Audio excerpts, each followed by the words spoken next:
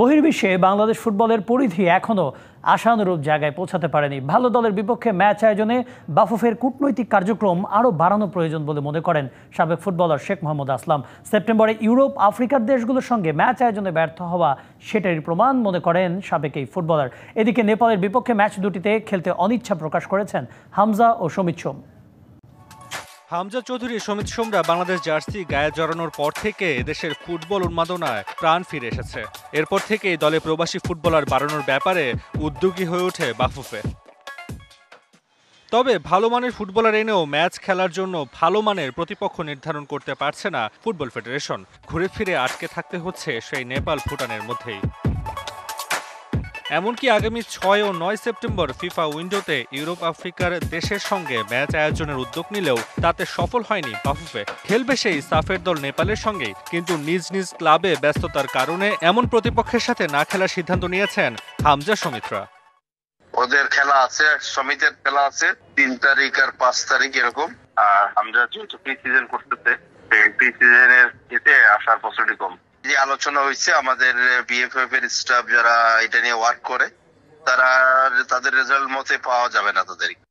বাফুফে ভবন, যেখান থেকে দেশের ফুটবলের ভবিষ্যতের উন্নয়ন কিংবা নীতি নির্ধারকদের সিদ্ধান্ত সবকিছুই নেওয়া হয়।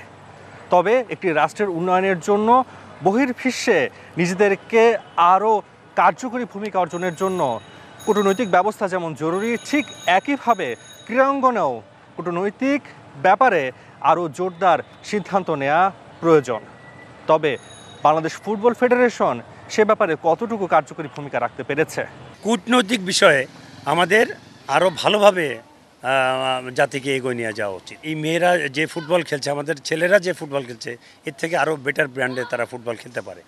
র্যাঙ্কিংয়ে উপরের সারির দলের বিপক্ষে না খেলে কিভাবে উন্নয়ন হবে দেশের ফুটবলের, সেটাই প্রশ্ন ভক্তদের মনে। এছাড়া কোচ ক্যাব্রেরার অধীনে হামজা সমিতরা কতটা মানিয়ে নিতে পারবে সেটাও এখন বাফুফের ভেবে দেখা উচিত বলে মত সংশ্লিষ্টদের। হামজা চৌধুরী, সমিত সোমরা বাংলাদেশ জার্সি গায়ে জড়ানোর পর থেকে দেশের ফুটবল উন্মাদনায় প্রাণ ফিরে এসেছে। এরপর থেকেই দলে প্রবাসী ফুটবলার বাড়ানোর ব্যাপারে উদ্যোগী হয়ে ওঠে বাফুফে।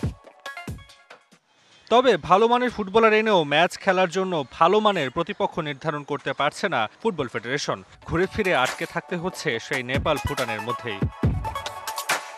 এমনকি আগামী ৬ ও ৯ সেপ্টেম্বর ফিফা উইন্ডোতে ইউরোপ আফ্রিকার দেশের সঙ্গে ম্যাচ আয়োজনের উদ্যোগ নিলেও তাতে সফল হয়নি বাফুফে। খেলবে সেই সাফের দল নেপালের সঙ্গেই, কিন্তু নিজ নিজ ক্লাবে ব্যস্ততার কারণে এমন প্রতিপক্ষের সাথে না খেলার সিদ্ধান্ত নিয়েছেন হামজা সমিতরা।